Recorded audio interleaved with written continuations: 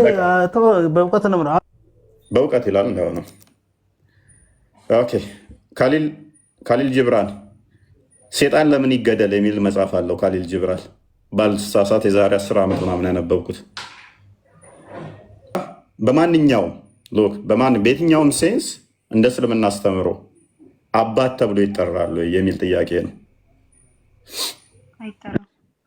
አይቻልም። ስለዚህ አንድ ሰው አላህ አባት ነው ቢል ትክክል ነው ይህን ማለቱ አይደለም። ኦራይት ኦኬ። ስለዚህ እኛ ለምሳሌ መጽሐፍ ቅዱስ ላይ አምላካችንን አባት ብለን እንጠራለን። ስለዚህ አላህ ሊሆን ይችላል። ምክንያቱም እኛ ለምሳሌ አላህን ምንም አይነት ከሰዎች ጋር ሪሌት አናደርገውም። ማለትም እሱ አሁን አባታችን ነው ካለን ልጅ አለው ሊሆነው ማለት ነው። ስለዚህ ልጅ ስለሌለው አባት ነው አንልም። ቅድም ያወጣኸው እንትን ላይ ራሱ አያት ላይ ምንድን ነበረ ብቻ ሪዘምብል አድርጎ በሰው ከዛ ወይ ለህለስ ማለት እዚህ አሁን እንዴት ነው መሰለህ ሱረቱል አዕራፍ ላይ ካየኸው 780 ላይ አላህን እኛ የምንጠራው ብዙ ስሞች አሉት እንጂ ልጅ ብለን ሪዘምብል ማድረግ አንችልም። ምክንያቱ ደግሞ ምን መሰለህ ፋዘር ወይም ደግሞ አባት ብለን ስንል ይሄ በሪፕሮዳክቲቭ ወይም ደግሞ ይሄ ኦስፕሪንግ ሼር አድርገን ምናምን ነገር ነው የሚሆነው ማለት ነው። በዛ ሴንስ ሲሆን አይሆንም። አሁን ግን አንተ ቅድም ከእስልምና ይወጣል ወይ አንድ ሰው አባት ብሎ ካለ ያልከው ላይ አሁን ለምሳሌ በፍቅር ወይም ደግሞ ዱዓ እያደረገ ምናምን እንትን አባቴ ምናምን ነገር ቢል ሐራም ነው፣ ግን ደግሞ ልክ እንደ ቅጣት ይቀጣል እንጂ ከእስልምና ያስወጣው ልክ እንደ ኩፍር which means በስህተት ቢለው ማለት ነው። ማለት ኢንቴንሽናሊ የሆነ አስቦበት ሳይሆን ወይም የሆነ እንትን ብቻ ለማስተማር ምናምን ሳይሆን እንደ ብዬ ልንገርሽ የሆነ ቀለል አድርጎ ድንገት ሳያስብበት አይነት ማለት ነው። እንደዛ እያልኩ አሁን ለምን አባቴ ሲል ልክ እናንተ እንደምታምኑት ልክ አብ የኢሳ አባት ነው ብላችሁ ልክ እንደምታስቡት ከሆነ በዛ መንገድ ከሆነ ኩፍር ነው የሚሆነው። ምክንያቱም አላህን የሆነን ሰው አባት አድርጎ እየሳበ ነው። እንደዛ ደግሞ ሱረቱል ኢኽላስ ላይ አንብበዋል፣ እርግጠኛ ነኝ እሱንም። እንደዛ ደግሞ ሊሆን ስለማይችል እሱ ኩፍር ይሆናል። ግን ደግሞ ዱዓ እያደረገ ከፍቅር ወይም ደግሞ እንዴት ነው ከአፌክሽን ካለው ነገር ላይ ተነስቶ ግን አላህን አባቴ እንደዚህ አድርግልኝ ቢል ድንገት ወይ ደግሞ አስቦበት ሳይሆን ይሄ ኢንቴንሽናሊ የእንትን አባት ነው ብሎ ወይም ደግሞ የኔ አባት ነው ብሎ ኢንቴንሽናሊ ሳያስበው በሎጂካሊ ሪሌትድ ነን የሚል ሀሳብ ወይም ደግሞ እሱን ከክሪኤቸር ጋር አምሳስሎ ካልሆነ የሆነ እንደ ሲን ይቆጠራል። ቅጣቱን አላህ ይሰጣል ማለት ነው። ኦልራይት ኦኬ። ስለዚህ የባህሪ which means የባህሪ ልጅ ካለው ኃጢአት ይሆናል፣ ኩፍር ይሆናል እያለችን ነው። የባህሪ ልጅ which means ፉሊ መለኮቱ ሼር ስለሚያደርግ ማለት ነው። ሱረቱ ዙሩፍ 81ኛው አያ ላይ ለአራማን ልጅ ቢኖረው ለልጁ ተገዢ ነኝ በል ስለሚል፣ ምክንያቱም ልጁም ገዢ ስለሚሆን ማለት ነው። ስለዚህ ልጅ አለው ከተባለ እሱን እንትን አድርገነዋልና ፉሊ መለኮቱን ሼር ያደርጋል ነው። በጸጋ ግን ልጅ ቢባል ወይም ደግሞ በጸሎት ሰዓት ላይ የነበረ ሰው ድንገት ቢለው ወይም ደግሞ እንደዛ ቢል ሜጀር ሲን ሳይሆን ማይኖር ሲን ሆነና ይቀጣል። ኦራይት። ግን በሁለቱም ቢሆን አሁን ምንድነው ከአንቺ የተረዳሁት መባል የለበትም የሚለውን ነው የሚያስጨብጠው። ኦራይት፣ መባል የለበትም እዚህ ላይ ከተስማማን። ስለዚህ መጽሐፍ ቅዱስ ላይ ያለው መጽሐፍ ቅዱስ ላይ እኛ የምናምነው አምላካችን አባት ተብሎ ነው የሚጠራው። ደጋግሞ አባት ነኝ ብሎ ራሱንም ክሌም ያደርጋል። ስለዚህ አላህ ሊሆን አይችልም ማለት ነው የመጽሐፍ ቅዱሱ። እናንተ ሪዘምብል አድርጋችሁ ያስቀመጣችሁበት ነው እንጂ አካሄዱ እንዴት ነው? እኛ በባይብል መበረዝ እንደምናምን ታውቃለህ።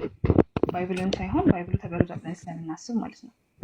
ባይብሉ ላይ ያሉትን ነገራቶች ተቀይረው ሊሆኑ ይችላሉ እንጂ ኢሳም ዱዓ ሲያደርግ አብ ብሎ ዱዓ እያደረገ ከነበረ አላህን ነው እንጂ ሪዘምብል እያደረገ ያለው አብ በሚለው ስም አልነበረም።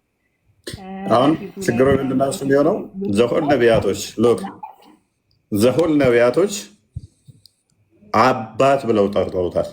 አባታችን ብለውታል። የአንድ ነቢይ አስተምሮ አይደለም። ዘሆል አባታችን አባታችን አባታችን ብለው ጠርተውታል። አባት አባት ብለው ጠርተውታል።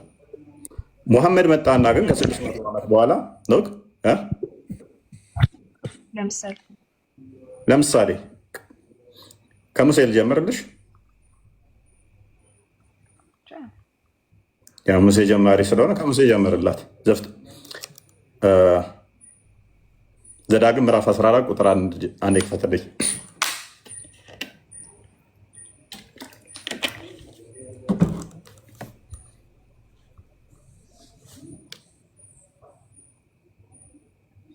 ኦራይት እናንተ የአምላካችሁ የእግዚአብሔር ምንድን ናችሁ? ልጆች ናችሁ። ለአምላክህ ለእግዚአብሔር አንተ ቅዱስ ሕዝብ ነህ። እናንተ የማን ልጆች ናችሁ? የእግዚአብሔር ልጆች ናችሁ። ማ ሙሴ። ኢሳይያስ ምዕራፍ 63 ቁጥር 16 ወይም 18 አንዴ ክፈትልኝ። ኢሳይያስስ ምን አለ?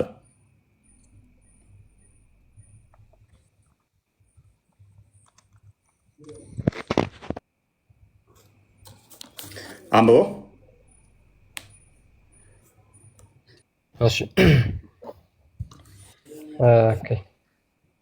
ምን ይላል? አብርሃም ባያውቅህ እስራኤልም ባይገነዘበን አንተ አባታችን ነህ። አቤቱ አንተ አባታችን ነህ፣ ስምህም ከዘላለም ታዳጊያችን ነው ብሎ ይናገራል። ማ እንትና ኢሳያስ ሙሴ ኢሳያስ አባታችን ነህ፣ አንተ ታዳጊያችን ነህ። ኤርሚያስ ምን ይላል? አንተ አባታችን ነህ። ትንቢተ ኤርሚያስ ምዕራፍ 31 ቁጥር 17።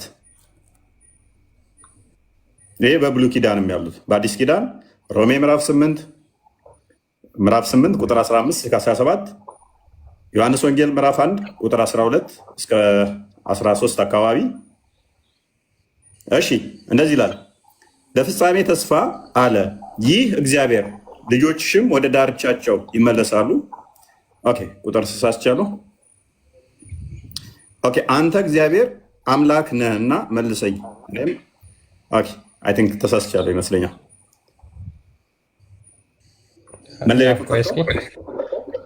ኤርሚያስ 31 ኦኬ እሺ ችግር የለውም። ዮሐንስ ላይ ተመለስ።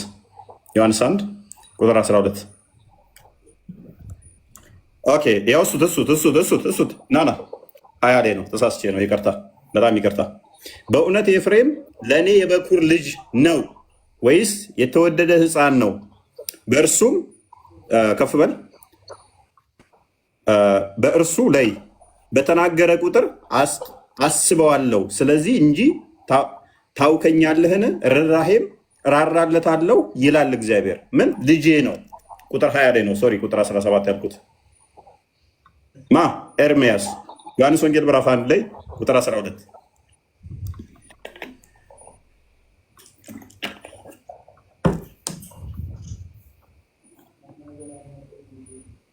ኦኬ ለተቀበሉት ሁሉ ግን በስሙ ለሚያምኑ ለእነርሱ የእግዚአብሔር ልጆች የሆኑ ዘንድ ስልጣን ተሰጣቸው።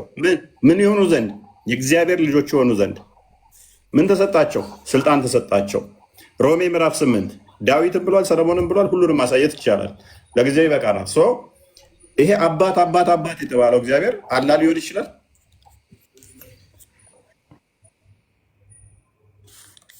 ማይኑር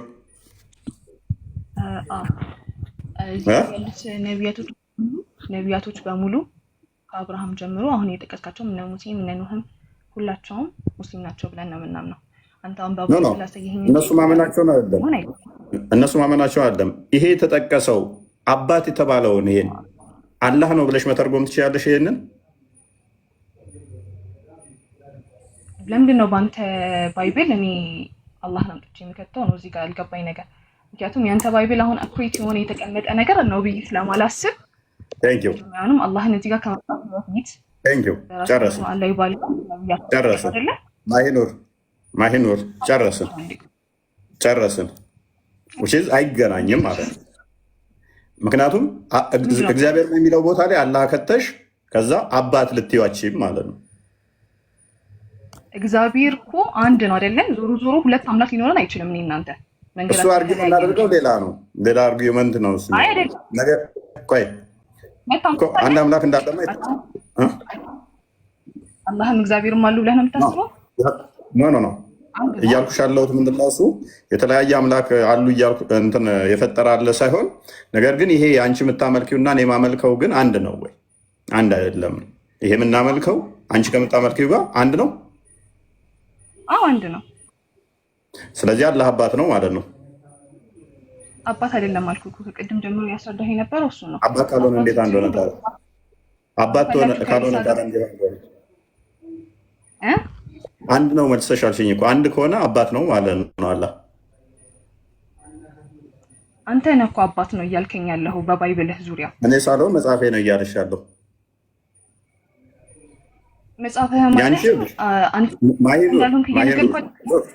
ማይኖር የአንቺ መጽሐፍ አባት አይደለም ይላል አምላክሽን። የእኔ መጽሐፍ ደግሞ አባት ነው ይለኛል። ስለዚህ አንድ እንዴት ሊሆን ይችላል? ወይንስ ቀድሞ ያንቺ መጥቶ ቢሆን ኖሮ በፊት ስላልወለደ ነው አሁን ወልዶ ነው ይባል ነበረ ወይ? ነገር ግን እንዴት አንተን የፈጠረህ ጌታ አባትህ እንዴት ሊሆን ይችላል ብለህ ታስባለህ? እሱ ሌላ አርጉመንት ይሆናል። ቆይ ማሂኑር፣ አሁን አንቺ መጽሐፍ ቅዱሴን በእስልምናው እየዳኘች ስለሆነ ሱራ 6:101 አንዴ ክፈትላት።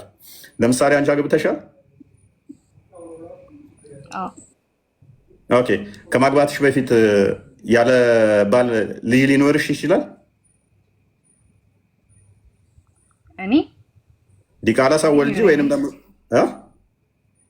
ልጅ ይኖረኛል? እኔ ነው ያ አንቺ ያለ ወንድ ልጅ ሊኖርሽ ይችላል? አይችልም። ጎበዝ። ምክንያቱም ያለ ባል ልጅ ሊኖርሽ አይችልም። ምክንያቱም ነሰሰርሊ የሁለቱ ጥምረት ስለሆነ ልጅ የሚያስገኘው። አላህ ልጅ እንዲኖረው ነሰሰርሊ ሚስት ያስፈልገዋል።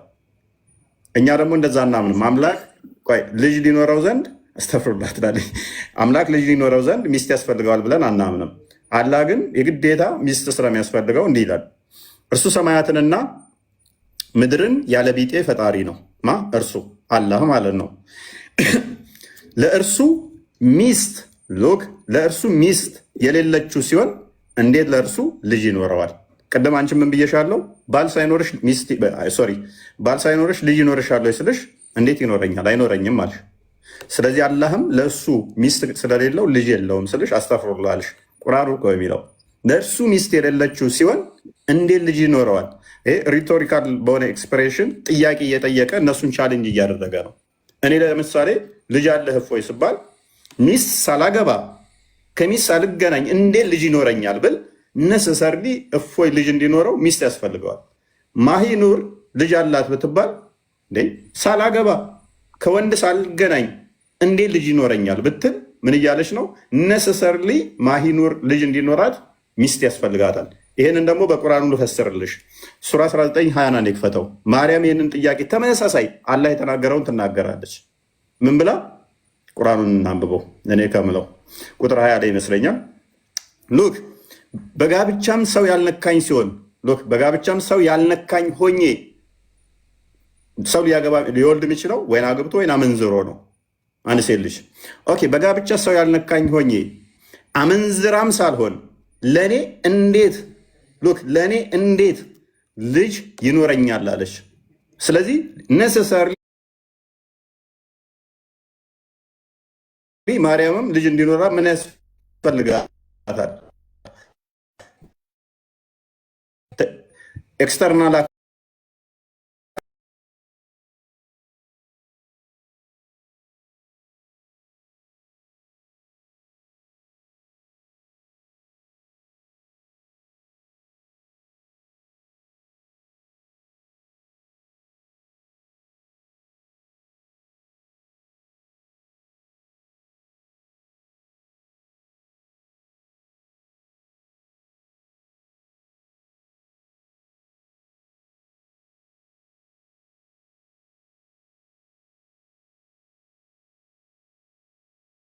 ብሎ የሚያምን አምላክ አያምንም። አይሁዱም ክርስቲያኑ አናምንም። ይሄ ችግሩ የማን ይሆናል ማለት ነው? የቴዎሎጂ የተመሰረተበት በመጀመሪያውኑ ስህተት ነበር ማለት ነው። ቢ አግኝተሽናል። አሁን አንተ ቆይ አሁን አንተ ያመጣቸው ሁለቱን አያቶች ልንገርህ። የመጀመሪያው ወመተኸዘ አላሁ ሚን ዱኒሂ ወለም የኩን ለሁ ሸሪከን ፊል ሙሉክ የሚለው አለ። ወለም የኩን ለሁ ኩፉወን አሐድ የሚል አለ። ይህ ሁሉ የሚያሳየው አንተ እያሰብክ ያለው አላህ እንዴት ስላለኝና ነገር አይነት ነገር ሳይሆን አላህ ምንድን ነው ያለው እዛ ጋር አላህ ምንም አይነት ልጅ የለኝም ማለት መጀመሪያ አይደለ ፓርትነርም የለኝም ማለት ግልጽ ለማድረግ ነው። ምክንያቱም አሁን እናንተ ማርያምን ልክ እንዴት አድርጋችሁ ነው የምታስቧት? አይዶን ነው በደንብ እርግጠኛ አይደለሁም። በእናንተ ግን ምን አድርጋችሁ ነው የምታስቧት? መርያምን ከአብ ጋር ታገናኟታላችሁ እንዴ? በምንም ተአምር አናገናኛት። እንደዛም አይደለም ብሎ አስረግጡኝ። እንደዛም አይደለም። አይገናኝማ፣ አናገናኝም እኛ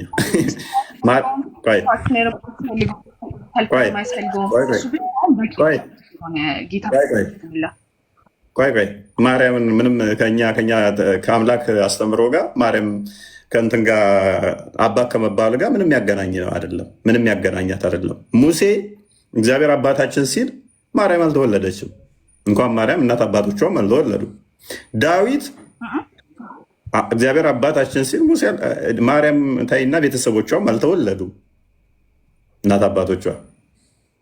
ስለዚህ ምንም ያገናኘው አይደለም። አላህ እያሰበ ያለው ነሰሰርሊ አላህ ልጅ ይኖረው ዘንድ ሚስት ያስፈልገዋል እያሰበ ስለሆነ፣ ስለዚህ በየትኛውም ሴንስ አላህ አባት ሊባል ይችላል ወይ? መጀመሪያ አደምን ሲፈጥረው ፓርትነር ኖሮት ነው።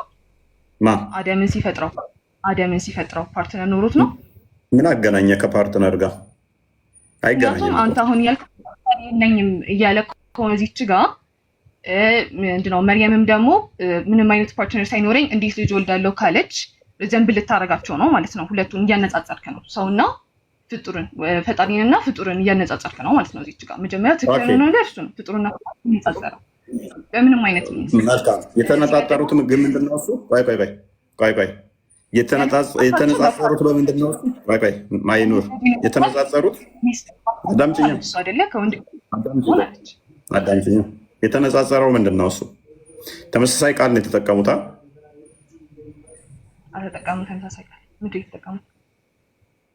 ሁለቱም ልጅ ለመውለድ አይደለም? ልጅ ስለመውለድ አይደለም ሁለቱም የሚናገሩት?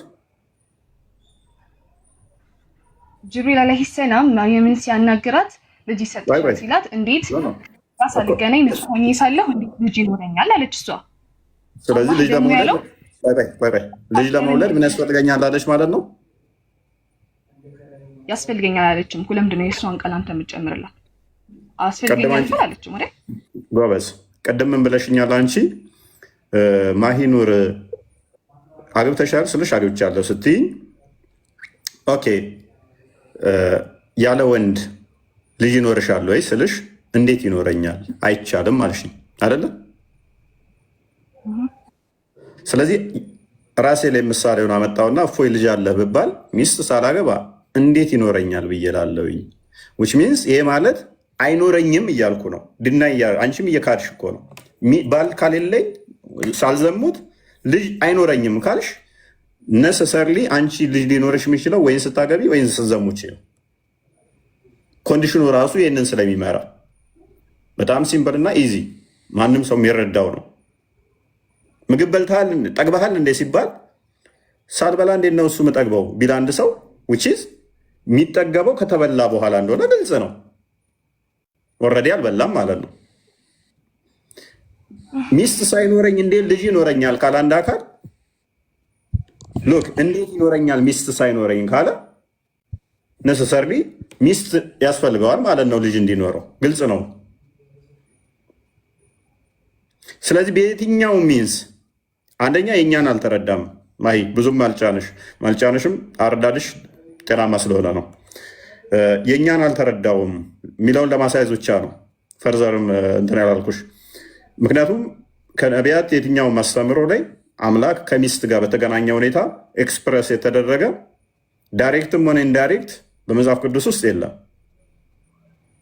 በሚስት ሴንስ ማለት ነው አባት የተባለበትን። ስለዚህ ይሄ ክስ ለእኛ ምላሽ እየሰጠ ስለሆነ ማለት ነው መጽሐፍ ቅዱስ ነው። ከሚስት አንጻር እኛን ቻሌንጅ እያደረገ ስለሆነ ስህተት ነው። ከዛ አንጻር እሱን እንድታየው ነው። ሌላኛው ሱራ 5 እያንዳንዱ ላይ በደንብ አስተውይ። አንድ ነገር ጋይድ ላድርግሽ።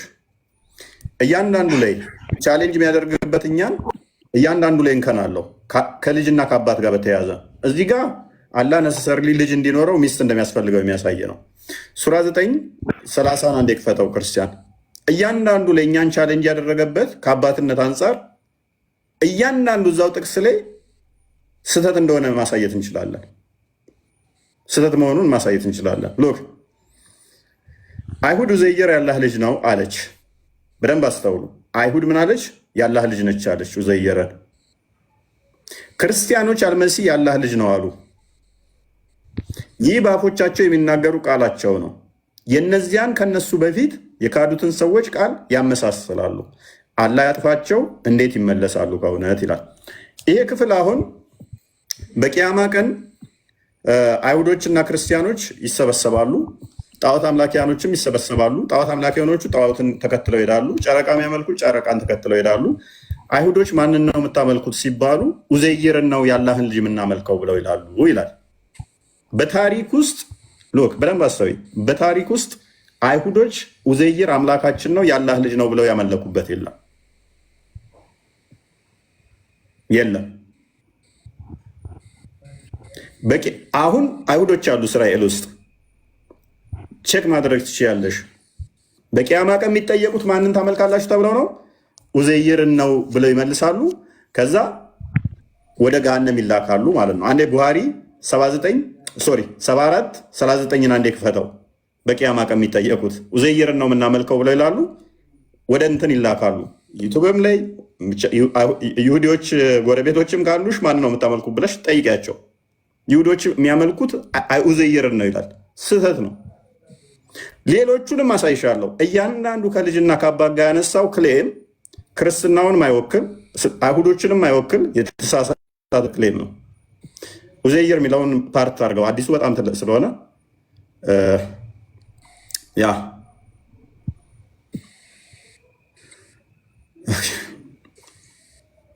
ኦኬ አንብበው። then it will be said to the Jewish what did you to worship አይሁዶችን ይባላሉ ማንን ነበር የምታመልኩት ተብለው ይባላሉ። they will reply we used to worship Ezra the son of Allah ማንን ይላሉ? ኡዘይርን ያላህን ልጅ እዝራን ስናመልክ ነበር ይላሉ።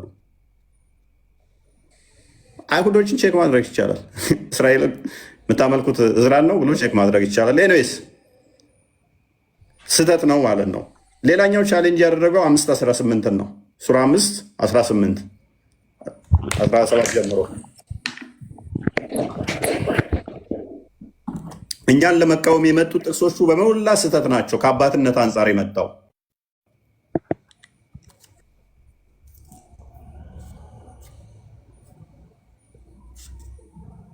ኦኬ አንብበው። ኦኬ አይሁዶችና ክርስቲያኖችም እኛ የአላህ ልጆችና ወዳጆቹ ነን አሉ። ታዲያ በኃጢአቶቻችሁ ለምን ያሰቃያችኋል? አይደላችሁም እናንተ ከፈጠራችሁ ሰዎች ናችሁ በላቸው። ለሚሻው ሰው ይምራል፣ የሚሻውንም ሰው ይቀጣል። የሰማያትና የምድር በመካከላቸው ያሉ ሁሉ ንግስና የአላህ ብቻ ነው። ማሂ እዚህ ጋር ደግሞ እኛን በምን እንደተቃወመን ታውቂያለሽ? እኛ የፈጣሪ ልጅ ነን ማለታችንን በምን እንደተቃወመ ታውቂያለሽ? ልጁ ከሆናችሁ ለምን ትቀጣላችሁ? አባት ልጁን አይቀጣም ነው። መጽሐፍ ቅዱስ ደግሞ ኮምፕሊትሊ ከዚህ ጋር ይጋጫል። ዕብራውያን ምዕራፍ 12 አንዴ ክፈተው። ዕብራውያን 12:5 ላይ መጽሐፍ ቅዱስ ደግሞ ምን ይላል? ቁርአኑ እያለን ያለው ልጆች አይደላችሁም፣ ልጆች ብትሆኑ ኖሮ ስታጠፉ አይቀጣችሁም ነበር። ስለዚህ ልጅ ስላልሆናችሁ ነው። ዊችዝ የእኛን አሁንም አረዳድ አልተረዳም ማለት ነው። መጽሐፍ ቅዱስ ምን ይላል? እንደ ልጆቹም ከእናንተ ሉክ ልጅ ከሆናችሁ አይቀጣችሁም ነው ያለ ቁርአኑ። መጽሐፍ ቅዱሳችን ግን ምን ይላል? እንደ ልጆችም ከእናንተ ጋር ልጄ ሆይ የጌታን ቅጣት አታቃል፣ በሚገስጽህም ጊዜ አትድከም፣ ጌታ የሚወደውን ይቀጣዋልና የሚቀበለውንም ልጅ ሁሉ ይገርፈዋል ብሎ የሚናገረው ምክር ረስታችኋል። ለመቀጣት ታገሱ፣ እግዚአብሔር እንደ ልጆች ያደርጋችኋልና። አባቱ የማይቀጣው ልጅ ግን ማን ነው? ነገር ግን ሁሉ የቅጣት ተካፋይ ሆኗልና ያለ ቅጣት ብትኖሩ ዲቃላዎች እንጂ ልጆች አይደላችሁም። ስለዚህ አባት የማይቀጣው ልጅ እሱ ባለጌ ወይንም ዲቃላ ነው። ልጆች ከሆናችሁ ግን ትቀጣላችሁ ይለናል መጽሐፍ ቅዱሳችን። ቁርአኑ ግን ሲወርድና ልጅ ስላልሆናችሁ ነው የሚቀጣችሁ ይለናል። የእኛንና የእናንተ አስተምሮ ኮምፕሊትሊ ከብሉይ ኪዳን በተለያየ ቦታ ላይ ልጆች ስለሆናችሁ እቀጣችኋለሁ፣ ልጆች ኢቭን ቅጣን ይላሉ፣ ቻሌንጅ ያደርጋሉ ነቢያቶቹ። አጥፍተናልና ቅጣን ይላሉ፣ ገስጸን ይላሉ። ቁርአኑ መጣና ግን ልጆች ስላልሆናችሁ የምትቀጡት። አሁንም የእኛን አስተምሮ አልተረዳም ማለት ነው። የእኛ አስተምሮ ኃጢአት በምንሰራ ሰዓት፣ በምናጠፋ ሰዓት፣ ወንጀል በምንሰራ ሰዓት ፈጣሪ ይቀጣናል ብለን እናምናለን። የእኛን አስተምሮ ካልተረዳ ደግሞ የእኛን ለመቃወም ራሱ መረዳት ያስፈልጋል። ራእይ ምዕራፍ 3 ቁጥር 19 አንዴ ክፈተው። ስለዚህ እኛን አይመለከተንም። ክሶቹ ራሱ እኛ የሚመለከቱ አይደሉም። ሚስ ሪፕሬዘንት አድርጎናል። አሁን ምን ይሆናል ማለት ነው? ቁጥር 19 አይ ቲንክ እኔ የመወዳቸውን ሁሉ ገስጻቸዋለሁ፣ እቀጣቸውም አለሁ። እንግዲህ ቅና ንስሐም ግባ። ምን ማደርገውን የመወደውን እቀጣዋለሁ ይላል ለእኛ አምላክ። አላህ ጋር ደግሞ ሲመጣ ኖ ልጅ ስላልሆናችሁ ነው የምትቀጡት። ሜቢ ምትይዋለሽ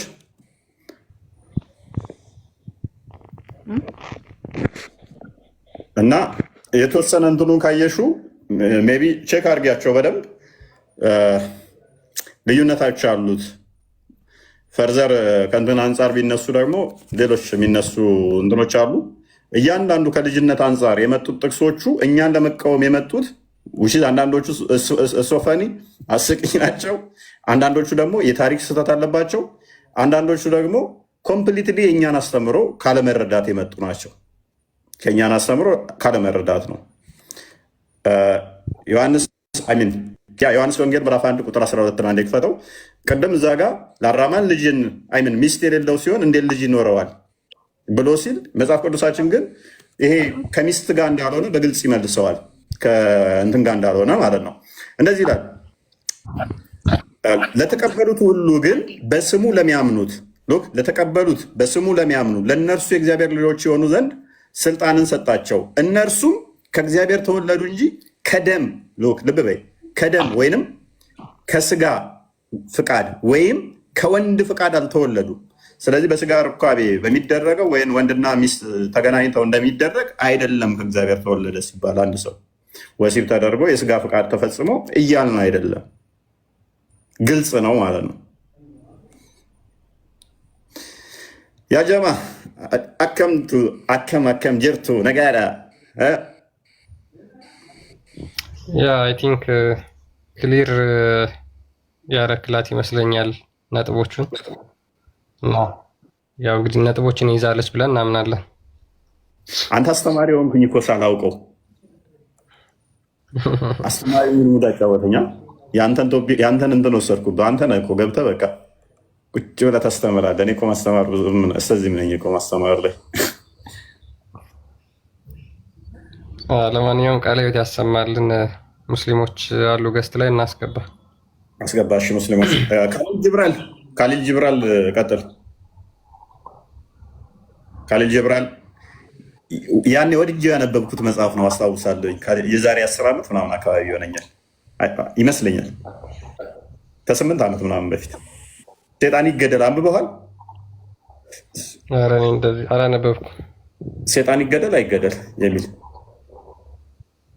አላነበብኩም። ሚላለ እንደዚህ አይነት መጽሐፍ አይ ቲንክ ሱፊ ነው ሰውየው፣ ሱፊ ሙስሊም ነው እና ክርስቶስን በጣም ይወዳሉ ነገር ምናምን ከሙስሊም ሴት እና እንደዛ ነው። ካምዳው ይሰማል። ካምዳውን አይ ቲንክ ቀድሞ ገባ ነኝ። ካምዳውን ሰላም፣ እንኳን ደህና መጣሽ። እንኳን ደህና ቆየ። ኦኬ ሙስሊም? ያ አልሐምዱሊላህ ሙስሊም።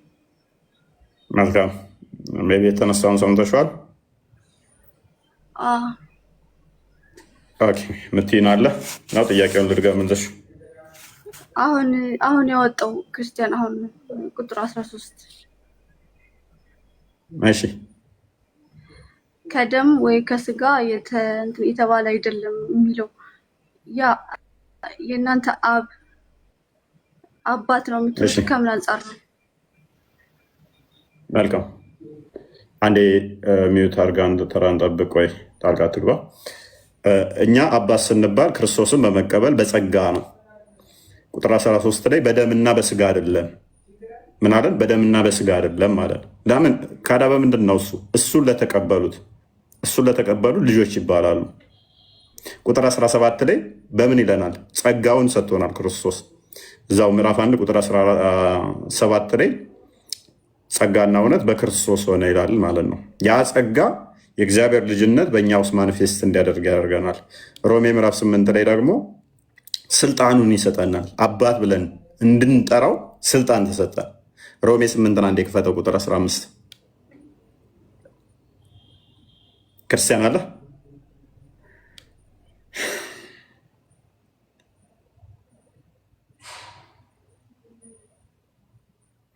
ኦራይት በእግዚአብሔር መንፈስ የሚመሩ ሁሉ እነዚህ የእግዚአብሔር ልጆች ናቸው። በማን መንፈስ የሚመሩ? በእግዚአብሔር መንፈስ የሚመሩ ምን ይባላሉ? የእግዚአብሔር ልጆች ይባላሉ። ስለዚህ ሁለት መንፈስ አለ። አንድ ያጋንንት መንፈስ አለ፣ እንደ እግዚአብሔር መንፈስ አለ። እንደ እስልምና አስተምሮ ሁሉም ሰው ሲወለድ ሴጣን ይቆነጥጠዋል። እንደ እስልምና አስተምሮ ቆይ ወደ ሌላ አንተ አርጉመንት እኛ ስትናገር ወደ ሌላ አርጉመንት አትሄዱ እያልክ ስለሆነ እዚህ ጋር ቆምና ስለ አምላክ ልጅነት እያወራ ነው። እዚህ ጋር እንጨርስ። ስለ አብ ልጅነት አዳምጫች። ስለዚህ በእግዚአብሔር መንፈስ የሚመሩ ሁሉ ምንድን ናቸው? የእግዚአብሔር ልጆች ናቸውና አባት ብለን የምንጮህበትን የልጅነት መንፈስ ተቀብላችኋል። ምን አብ ብለን የምንጮህበትን የልጅነት መንፈስ ምን ተብለናል? ተቀብለናል።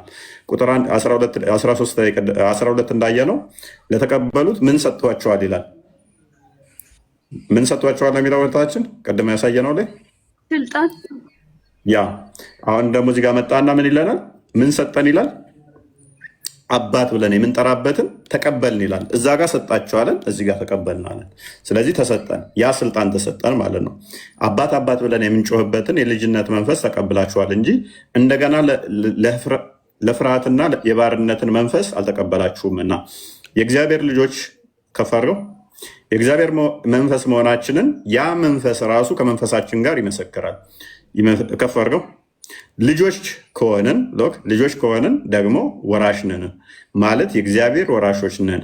አብረን ደግሞ እንድንከብር አብረን መከራን ብንቀበል ከክርስቶስ ጋር አብረን ወራሾች ነን። ስለዚህ ምንድነን ማለት ነው? ልጆች ከሆንን ወራሾች እንሆናለን ማለት ነው። ወራሾች የምንሆነው ደግሞ ምንድነው? በልጅነት ነው። ልጅ ስንሆን ነው። ይህንን ልጅነት ደግሞ ማን የሰጠን? ክርስቶስ ሰጥቶናል። ይህንን በጸጋ ተቀብለናል ማለት ነው። በኤኒ ሚንስ ታዲያ አላህ ለፍጥረቱ ለልጆቹ አይምን ለእኛ አባት መባል ይችላል ወይ? ይህንን ስልጣን ሰጥቷል። አላህ አሁን እዚህ ጋር አብ በደም ካልተቀላቀላችሁት በስጋ ካላችሁት አባት ከምን አንጻር ነው? እስኪ ከመጽሐፍ ቅዱስ ውስጥ አባትነትን በስንት አይነት መንገዱ ይገልጸዋል? እስኪ ንገረኝ። ምን አልሽኝ? ተቋርጬ ነበር፣ ሶሪ። በመጽሐፍ ቅዱስ ውስጥ አባትነትን ወይም ልጅነትን እንዴት አድርጎ ይገልጸዋል? በስንት አይነት መንገድ ይገልጸዋል? እስኪ ንገረኝ። አባትነት በሁለት አይነት አለ መጽሐፍ ቅዱስ ውስጥ። አብ ለፍጥረቱ ለእኛ የጸጋ አባት ነው፣ በጸጋ የተሰጠን። አብ ግን ከክርስቶስ አንጻር ሲነገር ከወልድ አንጻር ከሆነ በስላሴ በኩል በዛ ተሆነ ደግሞ እሱ የባህሪ ልጅ ይሆናል፣ የባህሪ አባት ይሆናል ማለት ነው። የባህሪና የጸጋ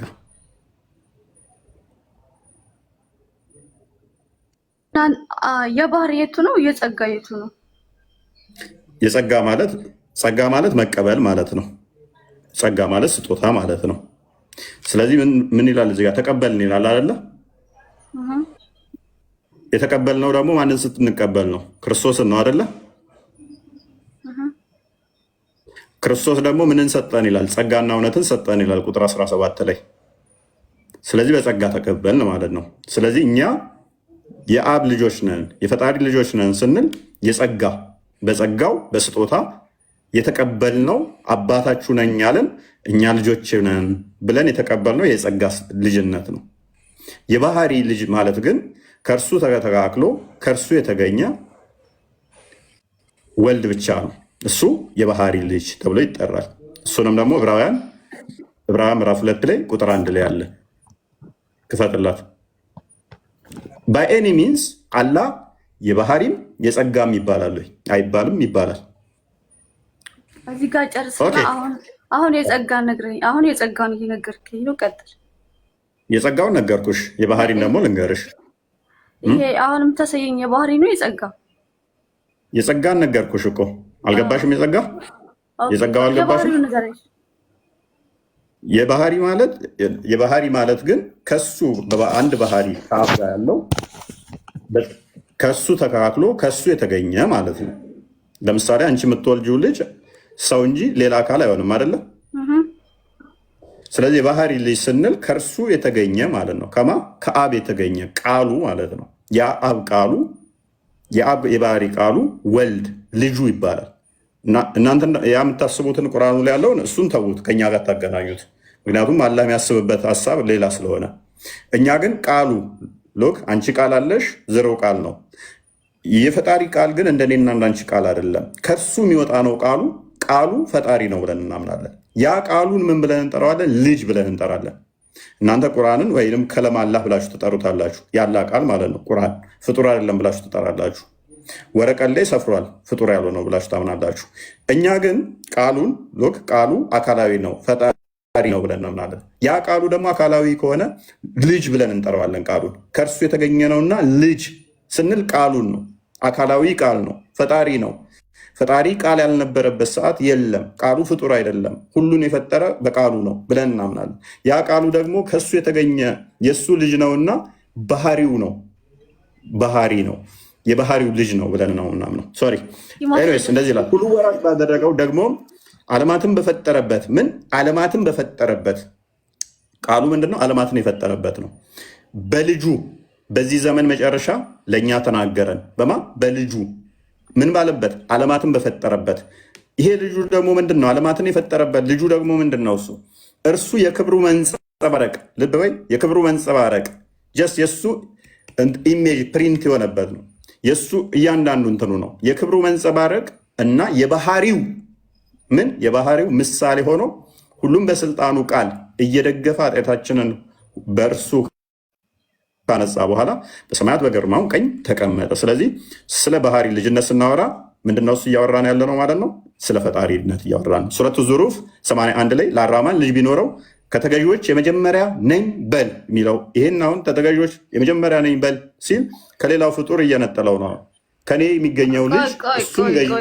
ይሄን ጨርስና እንሄዳለን ደግሞ ወደዛ። ይሄን ጨርስ እኮ ገባን። በቃ እኮ አሁን ቶፒካችን ምንድነው? እሱ አላህ በባህሪም ሆነ በጸጋ ልጅ አባት መባል ይችላል። አሁን እዚህ ጋር ባህሪ ማለት አንድ ነገር። አሁን እኛ ሰዎች አለና እኛ የሰዎች ባህሪ መውለድ ነው። የኛ የሰዎች ባህሪ መውለድ መዋለድ ነገር ነው እና ይሄ መውለድ መዋለድ የአምላክ ባህሪ ነው። አላህ መባል ይባላል አይባልም? አባት ይባላል ከሁለቱ። ከዛ በኋላ እያየነው እንሄዳለን። አባት ከምን አንጻር ነው ያልክ እኮ አንተ አሁን የጸጋ አልክ ችግር የለውም የባህሪ አልክ ችግር የለውም። የፈለግሽውን እኔ እስማማለሁ። ምክንያቱም የጸጋውንም እኛ መጽሐፋችን ላይ ተቀምጧል። የባህሪውም ስለተቀመጠ የፈለግሽውን በያንች ለዛ ነው ማተር አያደርገኝም። አባት ምን ማለት ነው? አባት ምን ማለት ነው? እፎይ ምንም ይሁን ድፋይን አድርጊና አባት መባል ይችላል ወይ? አላህ አስገኝ ነው፣ ኦርዲኔተር ነው። አባት ምንም ይሁን ስለዚህ በኦርዲኔተር አላህ ኦርዲኔተር ነው፣ አስገኝ ነው። በባህሪ ይባላል አይባልም? እህታችን ካምዳውን ተረጋጊና። አይባልም። ምን አለ? ጨረስን። አይባልም። በቃ አይባልም። ጨረስን ማለት ነው። ስለዚህ አላህ አባት በየትኛውም ሴንስ ሎክ በምንም አይነት ይሁን አባት ተብሎ ይጠራል ወይ አይጠራም? አይደል? በአስገኝነቱ አብ ኦሪጂኔተር በሚለው ኦሪጂኔተር ነው፣ አስገኝ ነው። መረጃ ጠይቅሻለሁ። ይኸውልሽ ከስሞቹ አስገኝ ነው። ቆይ አላህ አብ የተባለበት መረጃ ጠይቅሻለሁ። እዛ መስጊድ ላይ እንደሚያወሩት ተረት ተረት እንዳታወሪ ነው ቤት አንድ ጥቅስ ምክንያቱም አላህ እንትን ሀሳብ ቀርቶ ነው ባስገኝነት አባት የኔን ሀሳብ አይደለም የኔን ሀሳብ ወይም የሰዎችን ሀሳብ ሳይሆን የቁርአኑን ሀሳብ ካምዳውን። ስለዚህ ቁርአኑ ላይ ብቻ ፎከስ አድርጊና ቁርአኑ ላይ ቤዝድ አድርገሽ ለዛ ነው የጸጋን ብቲ የባህሪ ብቲ ሁለቱም ስለማያስኬደው ነው ለእናንተ የእኛን ያብራራሉሽ። ለዛ ነው ማብራራትም አይጠበቅብኝም። ምክንያቱም የትኛውንም ብቲ አስኬዳችሁ ያስኬዳል ካልሽ ግን አንድ ጥቅስ ትጠቅሻለሽ። ከዛ ግን አንቺ በተረጎምሹ አላህ መረዳት ሳይችል ቀርቶ ነው በዚህ ሴንስ ከሆነ እባላለሁ ያለው። አንዴ አሁን አንተ አብጋ አንድ ጥያቄ አለኝ። ቅድሚያ አላህ መልሽ። አልጨረስንም እንሄዳለን እኮ ብያለሁ። አንተ እኮ ነው ወደ ቁርአን አላህ አባት ይባላል አይባልም አልኩ እኮ አይደል እንዴ? ስለዚህ በየትኛውም ሴንስ አላህ አባት ተብሎ አይጠራም ማለት ነው። አሁን አይባልም፣ በቁርአን ዘመን አይባልም። ድሮ ይባል ነበር። ድሮ ከሚባሉት ነገሮች አባት ይባል ነበር። አዎ አላህ አባትነቱን ክዷል ስላችሁ ለዚህ ነው ድሮ ይባል አይደለም። ሰዎች ምን አሉ? ክርስቲያን ተስማምቻለሁ። አላህ አባትነቱን ክዷል። ወገን ድሮ አላህ አባት ይባል ነበር። ፖለቲካ አትስራ። ፖለቲካ ተወው። ቪዲዮ ከፈለግ ስራበት፣ ችግር የለውም። ተስማማሁልሽ። ድሮ አባት ይባል ነበር። ምን አለ? ቆይ እህታችን አዳምጫ እኮ እየነገረ ነው። እኔ አይደለሁም እኮ የምነግርህ ማስረጃ ቁርአኑ እየነገረኝ ነው። ከፍ ላድርግሽ ኢሜል ነበር እኮ ኢሜል ላደርግሽ አልፈልግም ነበረ። ምክንያቱም ተረት ነው ስለሆነ ያወራሹ። ድሮ አባት ባል ነበር። ካምዳው ምንም አይደለም። ድሮ አባት ባል ነበር፣ አሁን አባት አልባልም ያለበትን አንቺ አንድ ማስረጃ ካመጣሽ ሶሻል ሚዲያን አቃጥለዋለሁ፣ እኔ አጠፋዋለሁ። ቀጥይ። አይደለም ከቁርአን ከሐዲስ እኔ ልንገርክ። ምን እንትናን ኢዝራን የአላህ ልጅ ነው አሉት አይሁዶች። አላሉትም። አላህ በሉ ብሏቸው ነው አላሉትም። እንደዛ አላህ በሉ ብሏቸው። እስኪ ከአንድ ሰው ጋር ልቀጥል። ማንም አልተደረበብሽም። አንደኛ እዝራን ያላህ ክርስቲያኖች ደግሞ ይሄ ተረት ነው ያወራሹም። አላህ እዝራን ከቁርአን በፊት ነው። እኔ እየነገርኩ ያለሁት ከቁርአን በፊት ነው። ተረት እየተቃወማቸው ነው እንጂ ጭራሽ ነኝ እያለ አይደለም። አባት የተባለበትን ይባልና ፈቅዶ በኋላ እንደከለከለ ማስረጃ ይሄው አሁን አውጣልኝ። ቅድም አይሁዶች ኢዝራኤል አባት አሏል፣ የአላህ ልጅ ነው አሏል። ክርስቲያኖች ደግሞ አውጣው፣ ማስረጃውን አውጣው። ስለዚህ ትክክል ናቸው እንደዛ ማለታቸው እያለችን ነው። ፈቅዶ ነበረ ግን ተሳስታችኋል ማለቱ አላህ ተሳስቷል ማለት ነው ይባላል እያለች ሰዎች ስለሚሉ ብሎ እናመሰግናለን። እንዴት እንደተሳሳትሽ ላሳይሽ ይባላል እያለች አይሁድ አለክ። እኔ ስማኝ፣ አንብቢው። እሺ መጽሐፉ የኔ ነው፣ አንብቢው። አይሁድ ኡዘይርን የአላህ ልጅ ነው አሉ። ክርስቲያኖች አልመሲህን የአላህ ልጅ ነው አሉ። መቼ ነው ያሉት? ቀጥይ። መቼ ነው ያሉት? እፎይ ንገረኝ። ቀጥይ። ይህ በአፎቻቸው የሚናገሩት ቃላቶች ናቸው ነው አለ። ቃላቸው ነው። ምን በአፋቸው የሚሉት ቃል ነበረ። እሺ የእነዚያ ከነሱ በፊት የካዱ ሰዎች ቃል ይመሳሰላሉ። መቼ ነው? አሁንም እየነገረ ያለ በፊቱን ነው። አላህ እስኪ አንተም በሉ ይፈዟል።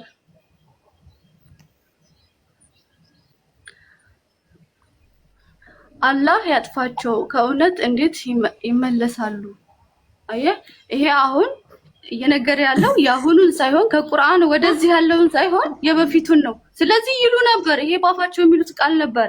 ስለዚህ ይሉ ነበር፣ ግን አሁን ቀርቷል ማለት ነው። በቁርአን ጊዜ የለም። ምክንያቱም ሰዎች ኩፋር ማለት ነው። አላህ የማይወልደው ልጅ አላህ በባህሪው አይወልድም። ካምዳውን አስጨርሰኝ። ዓመት አላወራም። ስለዚህ ይሉ ነበር ማለት ነው። እዚህ ጋር ፍንጭ ይሰጣል እኮ አሉ አይደለ? ክደው ነው እነሱ ያሉት። ክደው እዚህ ጋር የነገር አይደለም እንጂ አላህ አዟቸው የካዱ ሰዎች ቃል ይመሳሰላሉ። ስለዚህ የበፊት ነበሩ ማለት ነው እንደዛ የሚሉ። ስለዚህ ዛሬ ተፈቅዶላቸው ነበር ማለት ነው። ፍቃድና ተፈቅዶላቸው ነበር ማለት ነው። ስለዚህ ይሄንን እየሰማሁ እኮ ልጨርስልህ። እሺ ቀጥይ። ይሄ ራሱ ይሄ አሁን ያነበብኩት ራሱ ይሄ በፊት ይባል እንደነበር እንደተፈቀደም ያሳያል ማለት ነው። አያስቅም።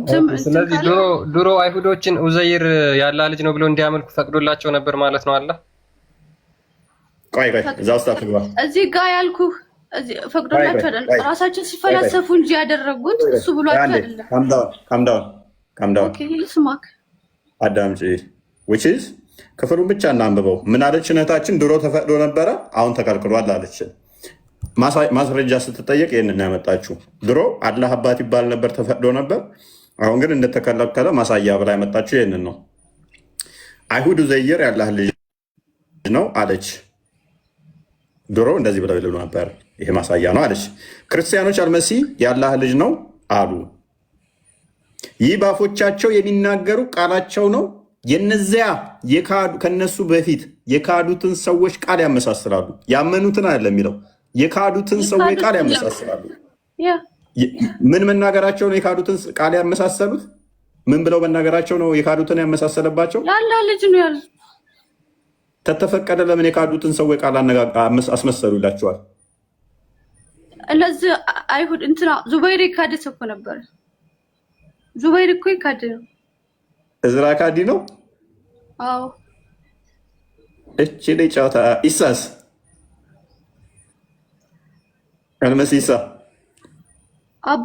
አባት ስለሌለው አይደለ እንትና እነሱ አላህን አባቱ ብለው እንትን ያሉት አይደለም እንዴ?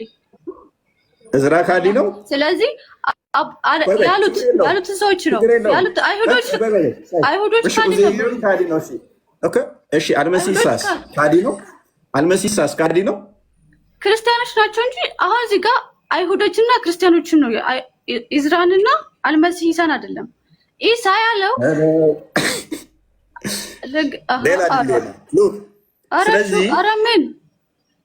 ስለዚህ አይሁዶች ካዲ አይደሉም። እሺ አይሁዶች ካዲ አይደሉም። ክርስቲያኖች ካዲ አይደሉም። ካዲ ያስባላቸው ምን ነው? ካዲ ያስባላቸው ያላ ልጅ በማለታቸው ነው አይደለ? በማለታቸው ነው።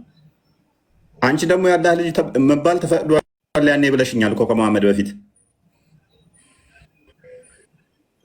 ከተፈቀደ ካዲ ያስባላቸው የቀረው በመሐመድ ጊዜ እንደሆነ ነገርሽን። ስለዚህ በተፈቀደ ሰዓት ላይ ካዲ አላህ ልጅ አለው ሲሉ ካዲ ሊባሉ አይገባቸውም። በክህደት ነው ያስቀመጣቸው እነሱ በዛ ነው ያስቀመጡት። ለምን በክህደት ያስቀምጣቸዋል? ምክንያቱም አባት ተፈቀደ በኋላ በመሐመድ ጊዜ እኮ ነው አባት አይደለውም ያላቸው። አስቀድሞ አባት ነው የአላህ ልጅ ነው ብለው ምን አደረጉት? አላመለኩትም እንዴ? አባት